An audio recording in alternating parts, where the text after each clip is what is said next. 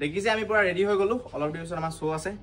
আমাৰ গোটেই টিমে চাব তাৰ মাজতে কথা এটা ক'লো পৰহি মই এটা কণ্টেণ্ট দিছিলোঁ যে ৰৈ বিনালেখন কোনো পাইৰেচি নকৰিব হলত ভিডিঅ' নকৰিব তাতে মোক বহুতে কমেণ্ট কৰিছিলে যে বহুত মানুহৰ অলপ পইচা অসুবিধা হয় তো তেওঁলোকে কেনেকৈ চাব তো এইটোতো একো বেয়া কথা নহয় হলত যদি যাব নোৱাৰে মোবাইলত চাব তো মই তাৰ মাজতে কথা এটা কওঁ যে এখন চিনেমা ষ্টৰি লিখাৰ পৰা ৰিলিজ হোৱালৈকে 2 বছৰ 3 বছৰ 4 বছৰ 5 বছৰলৈকে টাইম লাগি যায় এইটো এটা বহুত ডাঙৰ এটা পিৰিয়ড আৰু এইটোত বহুত এটা খৰচা পাতি হয় বহুত পইচা লাগে